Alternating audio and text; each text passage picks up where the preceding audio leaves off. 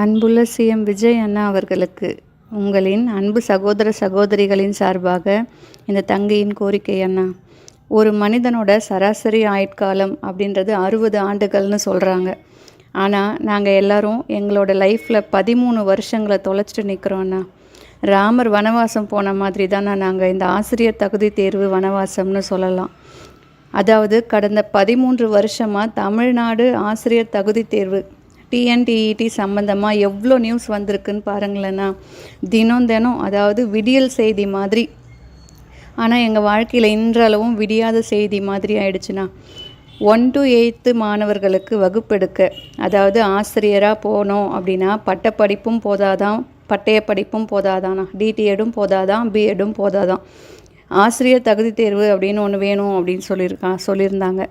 So அதை எழுதினாலும் அதுக்கடுத்து 11 வருஷம் கழிச்சு, அதாவது 2013 ஆசிரியர் தகுதி தேர்வு எழுதி தேர்ச்சி பெற்று சிவியும் முடித்த எங்களுக்கு, அப்புறம் 2017 டெட் பாஸ் பண்ணவங்களுக்கு, 2019 டெட் பாஸ் பண்ணவங்க எல்லாருக்குமா சேர்த்து 11 வருஷம் கழிச்சு, அதாவது 2024 நியமன தேர்வுன்னு ஒன்று எழுத சொன்னாங்கண்ணா. அதையும் எழுதணும். அதுலேயும் குவாலிஃபைடுன்னு வர்றதுக்கு ஒரு 40 மார்க் போதும்னு சொன்னாங்க. சரி, அதை தாண்டி எடுத்தாலுமே இன்னமும் அதுலேயுமே கொஞ்சம் பேரை மட்டும் பணி நியமனம் செஞ்சுட்டு மீதி எல்லாரையும் அப்படியே விட்டுட்டாங்க. நாங்கள் எல்லாருமே இன்னமும் வெளியிலே நிற்கிறோம். இந்த 13 வருஷமாக தமிழ்நாடு ஆசிரியர் தகுதி தேர்வு மட்டுமே நாங்கள் எழுதிட்டு காத்துட்ருக்கலண்ணா. நிறைய கவர்மெண்ட் எக்ஸாம்ஸ் டிஎன்பிஎஸ்சி டிஆர்பிலாம் எழுதணும். ஆனாலுமே எங்களால் உள்ளே போக முடியாமல் இன்னமும் வெளியில் தான் இருக்கோம். அதுக்காக நாங்கள் யாரும் தகுதி இல்லாதவங்க அப்படின்னு ஆகிடாதுண்ணா. எங்களோட குடும்ப சூழ்நிலை, எங்களால் கோச்சிங் கிளாஸ்லாம் போய் படிக்க முடியாது. எங்களோட சிலபஸ், அவங்க அனுப்புகிற ஒரு சிலபஸ் வேறு மாதிரி இருக்குது, வர்ற கொஷின்ஸ் வேறு மாதிரி இருக்குது. இதுக்கு எல்லாமே காரணம் நாங்கள் இல்லைண்ணா. அதுலேயும் நிறைய சூழ்ச்சி இருக்குது எங்களால் ஜாப்க்கு போக முடியாத ஆனதுக்கும். ஃபஸ்ட்டு தமிழ்நாடு ஆசிரியர் தகுதி தேர்வு டிஎன்டிஇடி அப்படின்னா என்னன்னு சொல்லிடுறேண்ணா. 2012 டிடிஎட் அண்டு பிஎட் முடித்தவங்களுக்கு ஆசிரியர் பணி வேலை வாய்ப்பு கிடைக்க டிஎன்டிஇடின்னு ஒரு தகுதி தேர்வு கொண்டு வந்தாங்கண்ணா. யார் அப்படின்னு பார்த்தீங்கன்னா மாண்புமிகு நம்ம ஜெயலலிதா அம்மா அவர்கள். அந்த வருஷம் குறைவான கால அவகாசம் தானே கொடுத்தாங்க. அதாவது 1.5 மணி நேரத்தில் 150 கொஷின் ஷேட் பண்ணணும். சிலபஸ் என்னன்னே எங்களுக்கு அந்த அளவுக்கு ஃபஸ்ட்டு வைக்கிற எக்ஸாம்ன்றதுனால எங்களுக்கு தெரியாமல் போச்சு. அது மட்டும் இல்லாமல் எங்கள் கையிலலாம் ஃபோனு அந்த மாதிரிலாம் அப்போல்லாம் எதுவுமே இல்லைண்ணா. அந்த ஸ்பாட்டில் எங்களால் பார்த்துக்கவும் முடியல. என்ன சிலபஸ், என்ன வரும், எவ்வளோ டைமிங், அதெல்லாம் எதுவுமே தெரியாத ஒரு காலகட்டத்தில் நாங்கள் போயிட்டு எழுதினோம். ஆனால் எங்களால் 90 மார்க் எடுக்க முடியாமல் நிறைய பேர் நின்றுட்டோம். ஏன்னா 1.5 மணி நேரத்தில்ன்றது 150 கொஷின் எங்களுக்கு டைமிங் பத்தலை. அதுலேயும் ஒரு 2000 பேர் பாஸ் பண்ணியிருந்தாங்க 90 மார்க் எடுத்தவங்க. அவங்கள எல்லாருமே உடனே ஜெயலலிதா அம்மா என்ன பண்ணாங்க, வேலைக்கு போட்டாங்க. ஆனாலும் ஆசிரியர் பற்றாக்குறை நிறைய இருந்ததுனால அவங்க உடனே திரும்பவும் எக்ஸாம் வச்சாங்கண்ணா. அதே டிஎன்டிஇடி எக்ஸாம் திரும்பவும் வச்சாங்க. 3 மணி நேரமாக டைமை மாற்றிட்டு திரும்பவும் வைக்கும்போது எல்லாராலையுமே 90 மார்க் திரும்பவும் கொஞ்சம் பேர் எடுக்க முடியல. கொஞ்சம் பேர் தான் எடுத்தாங்க, நிறைய பேரெல்லாம் எடுக்க முடியல. ஸோ 82 மார்க் எடுத்தால் போதும், அவங்களுக்கெல்லாம் பணி வாய்ப்பு கொடுங்க அப்படின்னு சொல்லிட்டு அவங்க ஆர்டர் போட்டாங்க. நாங்களும் 2013 மார்ச்சில் 82 மார்க்குக்கு மேலே எடுத்தவங்க எல்லாருமே சிவி முடிச்சிட்டோம். அந்த சிவியில் என்ன பண்ணாங்கன்னு பார்த்தீங்கன்னா வெயிட்டேஜ் சிஸ்டம் அப்படின்னு ஒன்று கொண்டு வந்தாங்கண்ணா.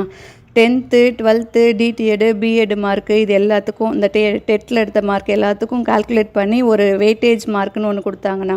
அந்த வெயிட்டேஜ் மார்க்கில் எங்களால் உள்ளே போக முடியாமல் ஆயிடுச்சு. ஏன்னா ரீசெண்டாக முடிச்சுட்டு 10th 12th முடித்தவங்க நிறைய மார்க் ஸ்கோர் பண்ணியிருந்தாங்க.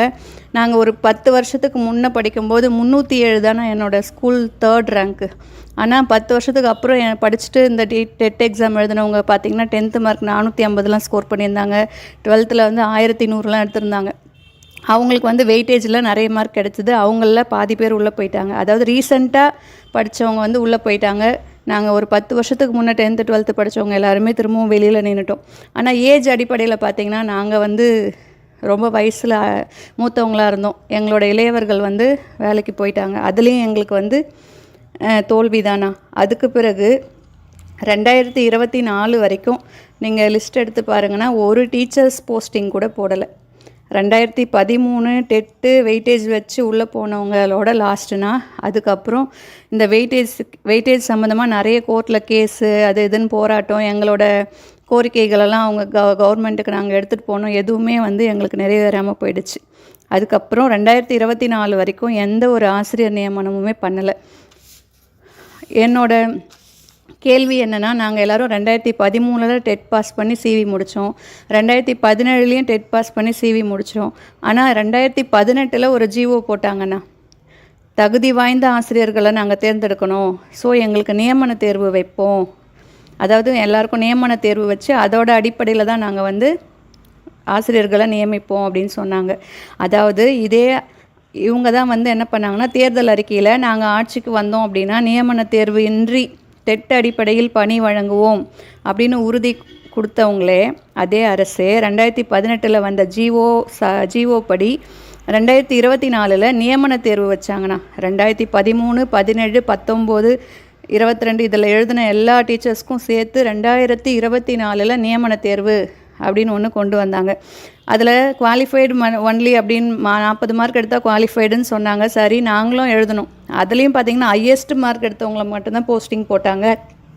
ரொம்பவே கம்மியான பணி வாய்ப்பு மட்டும் வழங்கினாங்க. மீதி எல்லாருமே திரும்பவும் வேலை வாய்ப்பு கிடைக்காம நாங்கள் எல்லாருமே திரும்பவும் நின்றுட்டோம். இது சம்மந்தமாக நிறைய பேர் கோர்ட்டு கேஸு அப்படின்னு தானே போக வேண்டியதாகிடுச்சு. ஏன்னா வேறு வழி இல்லை.